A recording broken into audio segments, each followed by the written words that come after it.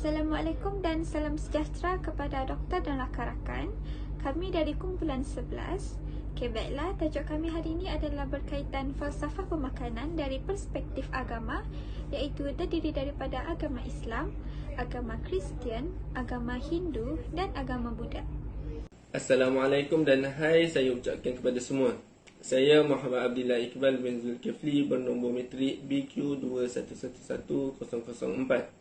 Hari ini kami daripada kumpulan 11 akan membentangkan bagi tajuk falsafah pemakanan halal dan haram setiap agama serta analisis dari perspektif agama Islam, Kristian, Hindu dan juga Buddha.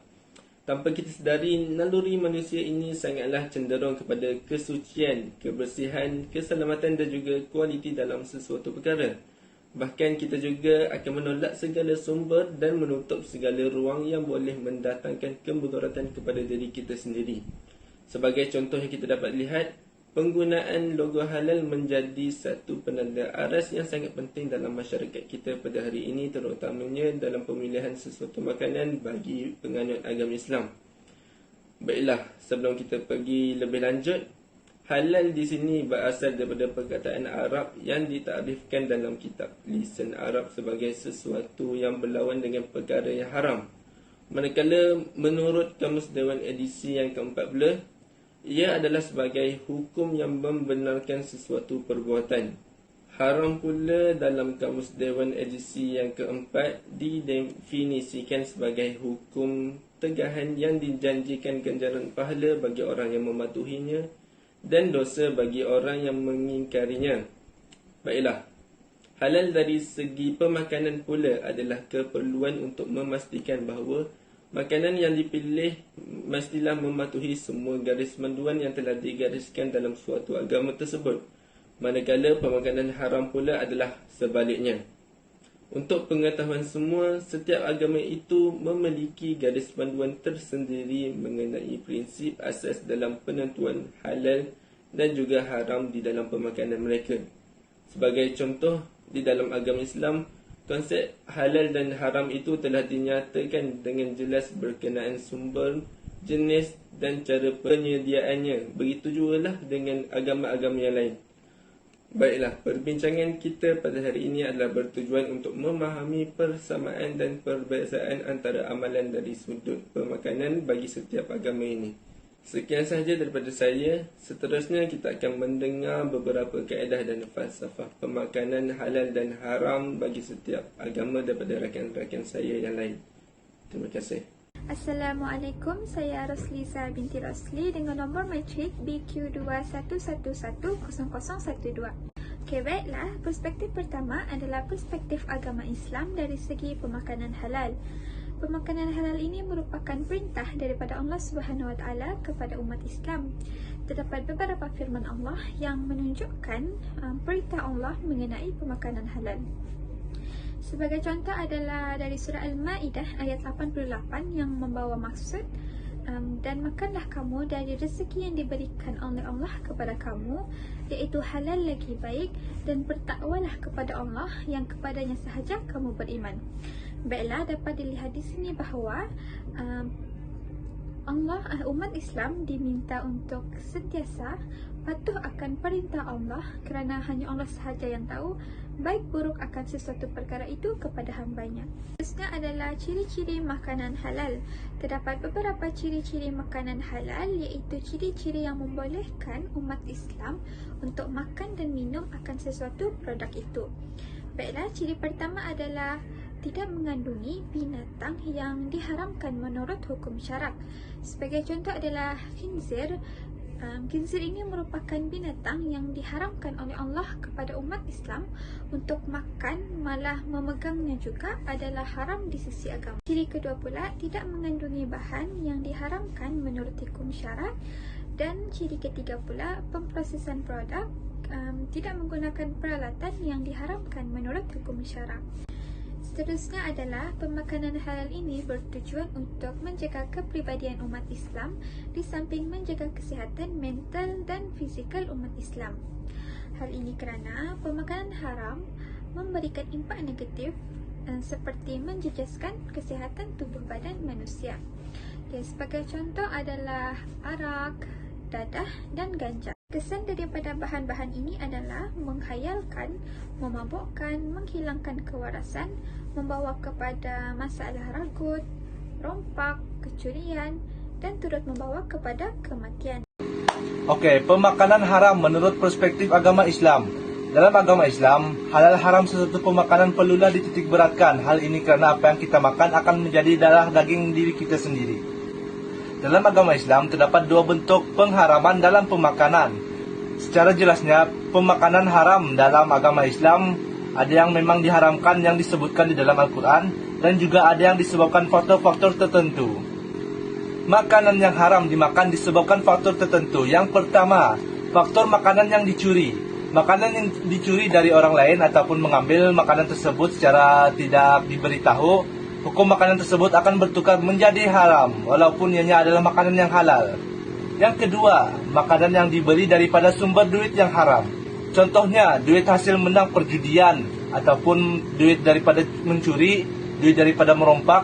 Duit tersebut jika dibelikan makanan akan menjadi haram makanan tersebut.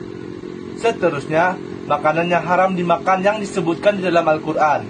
Yang pertama adalah haiwan babi. Babi dilarang dimakan oleh umat Islam kerana babi ialah haiwan yang memakan kotorannya sendiri. Dalam daging babi juga terdapat beberapa cacing-cacing yang menyebabkan pelbagai penyakit berbahaya. Yang kedua, khamar ataupun lebih dikenali sebagai arak. Pada zaman Rasulullah SAW, arak telah diharamkan secara berperingkat. Arak diharamkan untuk diminum dalam agama Islam kerana arak boleh menyebabkan seseorang itu hilang waras dan hilang jalan berfikir. Selain itu juga, makanan yang mengandungi sedikit saja alkohol ataupun arak, makanan tersebut juga adalah haram untuk dimakan. Yang ketiga adalah haiwan yang bertaring dan berkuku tajam. Contohnya harimau, singa dan buaya. Yang keempat, bangkai ataupun hewan yang tidak disembelih dengan menyebut nama Allah. Bangkai merupakan hewan yang mati dengan sendirinya ataupun hewan yang tidak disembelih dengan mengikut syariat Islam. Ketika hewan yang masih hidup disembelih, hewan mengeluarkan darah secara sempurna kerana jantung yang mempam darah masih berfungsi secara normal. Namun ketika sudah mati dan menjadi bangkai, walaupun dilakukan penyembelihan, darah tidak bisa keluar dengan sempurna kerana kerja jantung sudah berhenti. Darah menjadi beku dan terkumpul dalam otot. Inilah yang menyebabkan bangkai menjadi makanan yang haram. Assalamualaikum dan salam sejahtera. Saya Nur Hasfariza binti Taufik, memegang nombor metrik BP 211600638. Okey, saya akan membahas tentang isu perspektif agama Hindu dari segi pemakanan halal. Okey, agama Hindu adalah salah satu agama yang diamalkan di Malaysia dan mereka juga turut menggariskan tentang konsep halal dan haram dalam beberapa aspek pemakanan. Okey, menurut ajaran agama Hindu Bali, istilah halal adalah tidak wujud dan hanya makanan atau minuman yang diperbolehkan atau dilarang untuk mereka konsumi. Kata atau perkataan halal ini tidak ada dan tidak wujud dalam ajaran agama Hindu Bali ini. Makanan yang diperbolehkan adalah makanan yang bersifat kebaikan, iaitu seperti dapat memanjangkan usia hidup, menyucikan kehidupan, dan memberi kekuatan serta kesihatan yang baik, kebahagiaan diri dan kepuasan masing-masing. Selain itu juga, makanan yang perlu diambil adalah mengandungi kandungan yang bergizi, berlemak dan memberi kesenangan hati bagi penganut ajaran agama ini. Itu sahaja dari saya akan menyerahkan kepada pembentang yang seterusnya. Terima kasih. Agama Hindu merupakan salah satu agama yang diamalkan di Malaysia, turut menggariskan tentang konsep halal dan haram dalam beberapa aspek kehidupan, terutamanya dalam aspek pemakanan. Golongan Brahmana dan filsuf mengharamkan diri mereka menyembelih dan memakan binatang. Mereka cukup hidup dengan makanan dari tumbuh-tumbuhan. Golongan ini berpendapat bahawa menyembelih binatang termasuk suatu keganasan manusia terhadap binatang hidup. Jika dikaitkan pemakanan dalam agama Hindu, iaitu tradisi di India, binatang yang jelas sekali tidak dimakan oleh mereka adalah lembu. Lembu merupakan seekor binatang yang sangat jinak dan rapat dengan manusia. Kebanyakan orang kampung di India menganggap lembu sebagai salah satu ahli keluarganya. Jadi secara amnya penduduk di India jarang makan daging lembu dari zaman dahulu lagi. Menurut ajaran Hindu Bali pula, istilah haram itu tiada tetapi hanya makanan dan minuman yang dilarang untuk diambil. Ciri-ciri makanan yang dilarang untuk dimakan ialah makanan yang terlalu pahit, terlalu masam, panas atau menyebabkan badan menjadi panas, terlalu pedas, terlalu kering dan berisi banyak bumbu yang keras di mana ianya disukai oleh orang yang dalam sifat nafsu. Makanan ini dipercayai akan menyebabkan duka cita, kesengsaraan dan penyakit. Hubungan di antara penduduk India dengan lembu sangat rapat sehingga mereka meraihkan perayaan untuk lembu iaitu Matu Pongal. Pongal merupakan hari perayaan di mana para petani di India mengucapkan terima kasih kepada bumi, air, angin dan matahari kerana membantu mereka dalam bercucuk tanam. Dan hari berikutnya mereka meraihkan sebagai Matu Pongal di mana mereka mandikan lembu-lembu mereka, menghias lembu mereka dan memberi makanan, manisan dan sebagainya kepada lembu-lembu yang telah bekerjasama dengan mereka di sawah padi. Assalamualaikum, nama saya Nur Hidayah binti Nasib, Nometrix BQ211008. Saya akan membentangkan dari perspektif agama Kristian pemakanan halal. Berikut merupakan salah satu ayat yang menyentuh aspek pemakanan di dalam kitab Kristian. Pertama, Yesus mengatakan semua makanan itu halal. Kedua, tidak ada yang menyatakan janganlah ada menilai kamu dalam dusta, kepahitan atau penyajian. Ini tidak bermoral. Tapi Paulus berkata, janganlah ada orang yang menghakimi apa yang kamu makan itu makanan haram. Ciri-ciri makanan halal dalam agama Kristian. Ciri yang pertama iaitu binatang yang berkaki empat, berkuku belah dan memamah biak. Ciri ini terkandung di dalam Imamat 11:2 yang berbunyi, katakanlah kepada orang Israel begini, inilah binatang-binatang yang boleh kamu makan dari segala binatang yang berkaki empat di atas muka bumi. Contohnya lembu, rusa, kambing dan banyak haiwan lagi. Ciri yang kedua ialah bersirip dan bersisik. Ciri ini disebut di dalam Imamat 11:9 yang berbunyi, inilah yang boleh kamu makan dari segala yang hidup di dalam air, segala yang bersirip dan bersisik di dalam air, dalam lautan, di dalam sungai, dan itu semualah yang boleh kamu makan. Ciri yang seterusnya ialah binatang yang merayap, berjalan dan keempat kakinya mempunyai paha di sebelah atas kakinya untuk melompat di atas tanah. Ini terkandung dalam Imamat 11:21-22 yang berbunyi, tapi inilah yang boleh kamu makan dari segala binatang yang merayap dan bersayap dan berjalan, dan keempat kakinya, iaitu yang mempunyai paha di sebelah atas kakinya untuk melompat di atas tanah. Manakala Imamat 11:22 menggariskan tentang contoh bagi haiwan kepada ciri ketiga, iaitu belalang. Kasih pemakanan halal bagi agama Kristian. Pertama, menjaga kesihatan. Kesihatan amatlah penting di dalam semua agama, termasuklah Kristian. Menggariskan makanan halal dan haram di dalam agama Kristian dapat mengelakkan manusia daripada makan makanan yang tidak baik untuk kesihatan tubuh badan. Kedua, ketaatan. Dalam agama Kristian, dengan pengaplikasian pemakanan halal dalam kehidupan mereka adalah bertujuan untuk ketaatan kepada Tuhan mereka. Ini kerana melanggar ketetapan yang telah ditetapkan di dalam agama mereka akan dianggap tidak taat dengan perintah Tuhan mereka. Ketiga, pembentukan tingkah laku yang baik. Dalam agama Kristian tiada larangan dalam pengambilan makanan. Menurut agama mereka, manusia mestilah mengetahui dan mempunyai pengetahuan tentang apa yang mereka ambil dari segi kuantiti dan jenis makanan. Makanan itu boleh mempengaruhi akhlak seseorang sekiranya dia mengambil makanan yang tidak baik untuk kesihatan diri. Salam sejahtera, saya Sandra Roni memegang Nometrix BP21103994 akan membentangkan bahagian perspektif agama Kristian mengenai pemakanan halal. Bagi bahagian pengenalan, agama Kristian merupakan agama Abrahamik monoteismi yang berasaskan riwayat hidup dan ajaran Yesus Kristus. Penganut agama Kristian dianggarkan lebih 2.1 bilion di dunia. Bagi umat Kristian, mereka percaya bahawa Yesus adalah anak Allah dan juru selamat umat manusia yang datang sebagai Mesias sebagaimana yang telah dituliskan dalam Alkitab Perjanjian Lama. Teologi Kristian terangkum dalam pengakuan-pengakuan seperti pengakuan para rasul. Antara pengakuan adalah berunsurkan pernyataan bahawa Yesus telah menderita, wafat, dimakamkan, turun ke alam maut dan bangkit dari maut pada hari ketiga kematian, bagi mengaruniakan kehidupan kekal kepada sesiapa sahaja yang percaya kepadanya dan mengaku atas dosa yang telah dilakukan. Pengakuan-pengakuan ini juga menyatakan bahawa Yesus secara jasmani naik ke syurga, di mana tempat ia memerintah bersama Allah Bapa dalam persekutuan Roh Kudus, dan bahawa kelak ia akan datang kembali untuk menghakimi orang-orang yang hidup dan yang telah mati, serta mengaruniakan kehidupan yang kekal kepada pengikutnya.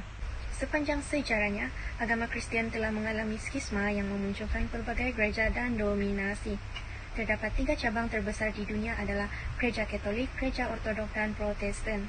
Antara fakta tentang makanan halal dalam perspektif agama Kristian pula adalah: yang pertama, makanan halal dan haram pertama sekali disebut pada zaman Nuh, di mana ayat Alkitab tentang makanan halal dan haram pertama kali dijumpai adalah dalam Kejadian 7 ayat 2. Dalam ayat tersebut menyatakan bahawa makanan halal dan haram yang dimaksudkan adalah haiwan-haiwan ataupun binatang. Ini dilihat dalam kisah tentang Nuh yang Tuhan perintahkan untuk memasukkan binatang yang halal dan binatang yang haram ke bahtera. Seterusnya, fakta yang kedua, peraturan mengenai makanan halal dan haram Tuhan perintahkan kepada bangsa Israel melalui Musa, di mana dalam perintah tersebut menyatakan bahawa binatang yang halal harus memenuhi kriteria. Antaranya ialah binatang seperti kambing dan sapi. Binatang yang tidak memenuhi kriteria pula adalah seperti babi, unta dan kuda. Fakta ketiga adalah makanan halal dan haram menjadi salah satu ciri khas bagi bangsa Israel. Hal ini dapat dilihat dalam kisah Daniel dan teman-temannya di negeri Babel, di mana mereka dengan tegas menolak segala jenis makanan dan minuman yang haram dan tidak sesuai dengan hukum Taurat. Fakta yang lain adalah makanan halal dan haram mempunyai tujuan rohani dan jasmani. Penelitian pada masa kini membuktikan bahawa binatang-binatang yang Tuhan larang untuk dimakan di Perjanjian Lama mempunyai sejumlah racun yang akan menjejaskan kesihatan. Terdapat juga maksud rohania di sebalik larangan memakan makanan haram, iaitu bangsa yang makan makanan halal adalah bangsa yang terpilih. Baiklah, saya akan meneruskan pembentangan rakan saya. Nama saya ialah Nur Al-Najah binti Muhammad Kariza. Nama matrik ialah BP 116026. Saya akan membentangkan tajuk makanan halal dari perspektif agama Buddha. Jadi, macam kita tahu, bila sebut pasal agama Buddha, mesti kita akan cakap, pengikut dia vegetarian. Jadi, sebab apa? Agama Buddha ni hanya mengesyorkan pengikut dia untuk makan sayur-sayuran, berdaun atau berbuah serta buah-buahan yang suci dan bersih. Kalau diorang nak makan daging, daging haiwan tersebut perlulah disembelih oleh mereka yang bukan daripada penganut agama Buddha. Agama ini hanya membenarkan pengambilan bahan-bahan yang suci, bersih dan berkhasiat saja untuk dimakan. Kesucian makanan dapat dijaga supaya manusia menerima kebaikan daripada pengambilan makanan tersebut, macam orang dapat badan dan aura serta energi yang suci dan bersih. Selain daripada itu, pengambilan makanan yang suci dan bersih sangat penting dalam agama Buddha. Hal ini kerana ia dapat mengawal minda, fikiran, nafsu dan memajukan dalaman rohani individu penganut tersebut. Hai, nama Rainel Yang Cintai, memegang kad matriks BP 21160540. Saya akan membentangkan tentang makanan haram dalam perspektif agama Buddha. Agama Buddha sekeras-kerasnya melarang pengikutnya untuk memakan, terbagi kepada 4, iaitu daging binatang, hasil laut, burung dan kehidupan-kehidupan yang lain. Mengikut agama Buddha, setiap benda yang bernyawa ada hak untuk hidup di dunia ini, dan manusia tidak boleh membunuh atau mencederakan sebuah kehidupan yang lain untuk memuaskan keperluannya. Apabila seorang manusia membunuh binatang, dia akan dilahirkan sebagai binatang tersebut. Seterusnya ialah tumbuh-tumbuhan yang tumbuh di bawah tanah seperti halia, bawang putih, dan sebagainya, dilarang untuk memakan oleh pengikut agama Buddha. Sekian dan terima kasih, itu sahaja. Secara umumnya, pelbagai pandangan dan perspektif menurut ajaran agama masing-masing berkaitan falsafah pemakanan halal dan haram. Setiap agama berperanan untuk menjadi panduan bagi pengikutnya, bukan sahaja dari konsep ibadah dan ketuhanan, malahan aspek pemakanan juga sangat dititik beratkan. Setiap makanan yang dimakan berkait rapat dengan ibadah setiap ajaran. Seperti yang diketahui, agama Islam sangat mementingkan konsep halal dan haram bagi umatnya. Hal ini kerana makanan halal dapat mencorakkan masyarakat Islam supaya menjadi lebih beriman dan bertakwa. Manakala bagi makanan yang haram dimakan dapat memberi kesan negatif pada pribadi seseorang Muslim. Namun begitu, pemilihan makanan halal dan haram bukan sahaja tertumpu kepada agama Islam, malah ajaran seperti agama Kristian, Buddha, dan Hindu juga mempunyai pandangan terhadap makanan halal dan haram. Misalnya, dalam agama Hindu, mereka tidak boleh memakan daging lembu atas faktor ketuhanan. Hal ini kerana haiwan ini dianggap suci sehingga menjadi simbol ritual dalam upacara keagamaan mereka.